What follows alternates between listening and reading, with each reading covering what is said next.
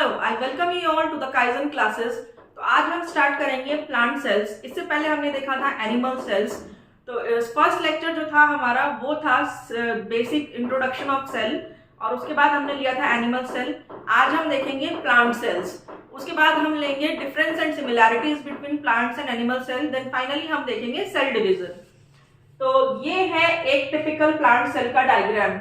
आप लोग video pause करिए और ये डायग्राम ड्रॉ कर लीजिए। तो हम एक एक करके इसके ऑर्गेनल्स और फंक्शंस को देखते चलते हैं। First of all cell wall.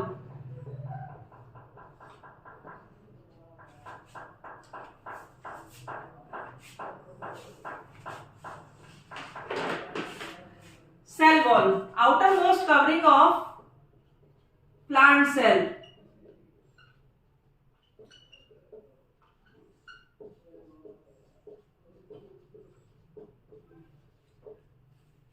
Cell wall जो है वो आउटर मोस्ट कवरिंग होती है प्लांट सेल की। उसके अलावा absent in animal sales.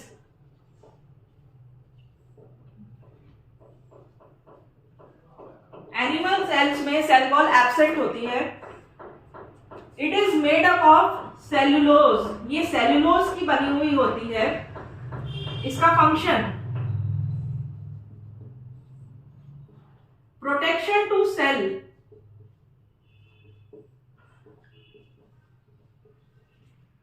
from external environment,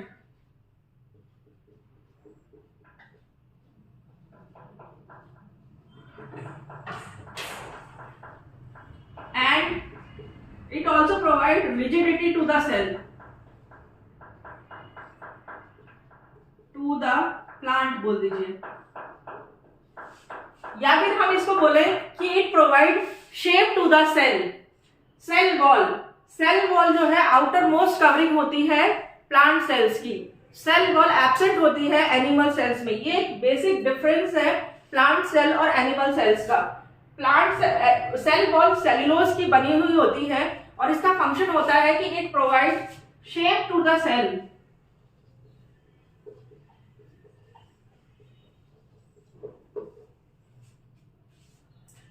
And it also provide protection to the cell from external environment. So this is about cell wall. अब हम देखते हैं सेल मेम्ब्रेन। प्लांट सेल और एनिमल सेल्स में mostly जो organelles हैं वो similar हैं, और जो डिफरेंट है वो मैं आपको बताती चलूंगी। सेल मेम्ब्रेन एनिमल सेल और प्लांट सेल दोनों में पाई जाती है।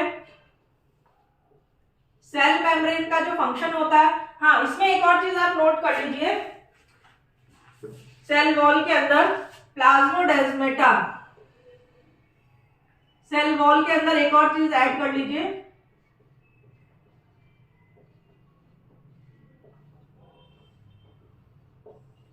सेल वॉल के अंदर छोटे छोटे पोर्स पाए जाते हैं जिससे कोई मटेरियल अंदर से बाहर और बाहर से अंदर जा सकता है।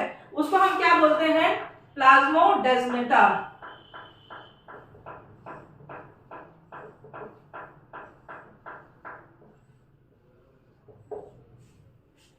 Please note down all these points. अब हम देखते हैं cell membrane. Cell membrane plant cell और एनिमल सेल दोनों में पाई जाती है। Cell membrane is a selectively और सेमी परमिएबल मेम्ब्रेन। ये मैंने आपको एनिमल सेल में भी लिखवाया था, यहां पर भी आप नोट डाउन कर लीजिए। It is a semi permeable membrane. इसका फंक्शन क्या होता है? To control the entry and exit of materials, कि किस चीज को अंदर आने देना है, किसको अंदर से बाहर जाने देना है, इसको ये कंट्रोल करती है। इसीलिए इसको सेमी परमिएबल बोला गया है। कुछ मटेरियल्स को ये परमिट करती है और कुछ को परमिट नहीं करती है। देन हम देखते हैं plastids. Plastids are also the organelles which are only found in plant cell. Plastids केवल प्लांट सेल्स में ही पाए जाते हैं। प्लास्टिड्स को हम 3 कैटेगरी में बांट सकते हैं on the basis of pigment present in it. मतलब कि कौन से कलर के पिगमेंट का प्लास्टिड के अंदर प्रेजेंट है, उसके बेसिस से हम प्लास्टिड को 3 कैटेगरी में बांटते हैं। पहला है क्लोरोप्लास्ट।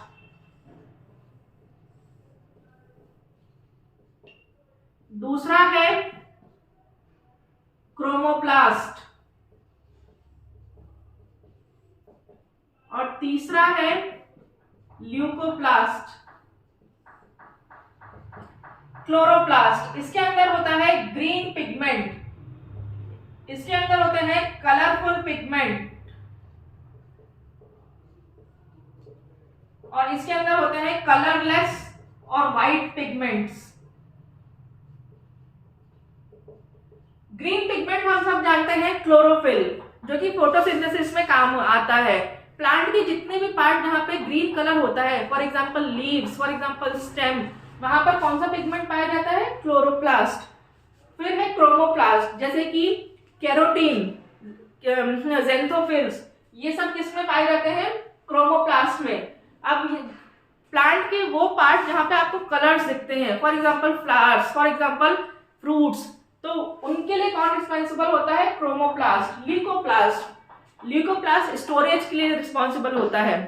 ल्यूकोप्लास्ट कलरलेस या व्हाइट पिगमेंट होते हैं, जहां पर स्टोर हो रहे होते हैं मटेरियल, उसको हम बोलते हैं ल्यूकोप्लास्ट। तो प्लास्टिड्स भी एक ऐसे ऑर्गेनल है जो केवल प्लांट सेल्स में पाए जाते हैं, एनिमल सेल्स में एब्सेंट होते हैं। अब हम देखते हैं वैक्यूल। वैक्यूल एनिमल सेल्स में भी होते हैं, लेकिन प्लांट सेल में ये बहुत इंपॉर्टेंट रोल प्ले करते हैं। अराउंड 70 to 90% सेल वॉल्यूम अकेला वैक्यूल ऑक्यूपाई करता है। ये प्रेशर और रिजिडिटी प्रोवाइड करता है सेल को।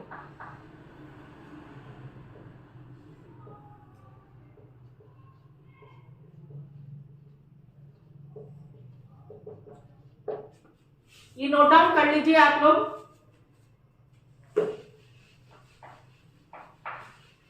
आप लोग वीडियो पॉज करिए और नोट डाउन करते चलिए। फिर हम देखते हैं lysosomes, also called suicidal bags. Lysosomes animal cell में भी देखा था और प्लांट सेल में भी देखा। इनके अंदर डाइजेस्टिव एंजाइम्स होते हैं।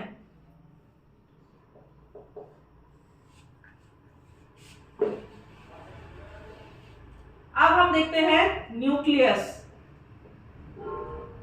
न्यूक्लियस क्या होता है? Controlling centre of the cell. Cell की जितनी भी एक्टिविटीज होती हैं वो न्यूक्लियस से कंट्रोल होती हैं। यहाँ पे एक इंपॉर्टेंट पॉइंट हम देखेंगे, cytokinesis. Cyto means cell, kinesis means division. तो जब एनिमल सेल का साइटोकाइनेसिस होता है तो उसमें क्या होता है कि सेल डिवाइड होता है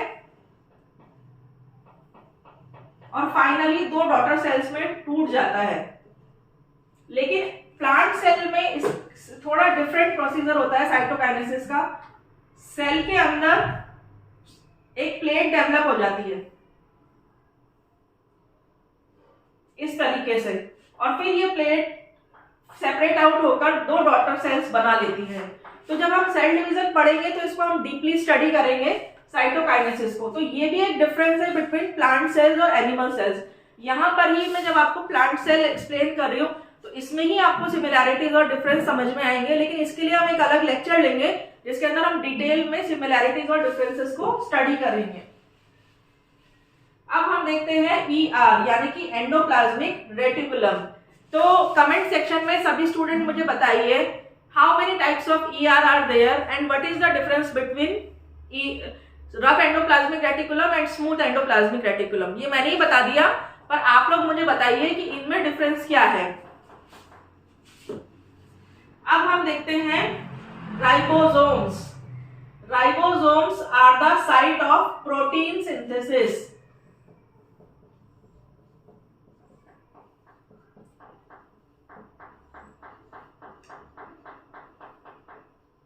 प्रोटीन बनते हैं। Ribosomes are the site of protein synthesis. Then mitochondria और माइटोकॉन्ड्रियन।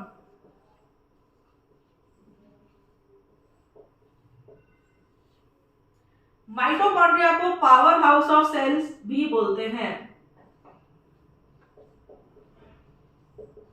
यहां एनर्जी प्रोडक्शन होता है। इसको डिटेल में मैंने सारे ऑर्गेनल्स पढ़ाए हैं कि ये बाई मेम्ब्रेनस होता है, और इसके अंदर एनर्जी प्रोडक्शन होता है, एनर्जी एटीपी के फॉर्म में जनरेट होती है। एटीपी का क्या फुल फॉर्म है ये भी सभी बच्चे मुझे कमेंट सेक्शन में बताएंगे। तो हमने सभी ऑर्गेनल्स को देखा, जैसे कि cell wall, cell membrane, chloroplast, actually these are the covering, these are not organelles. Chloroplast, vacuole, lysosomes, nucleus, ribosomes, mitochondria, ER, इन सबको हमने स्टडी किया। So this is all about plant, a typical plant cell. तो इसके बाद जो lecture होगा उसके अंदर हम similarities and difference between plant and animal cell को स्टडी करेंगे। और फाइनली हम सेल डिवीजन, जो कि 2 लेक्चर में खत्म होगा, क्योंकि इसमें माइटोसिस और मियोसिस दोनों को स्टडी करना है। सो this is all for today. Thank you for being with me and please like, share and comment. Thank you.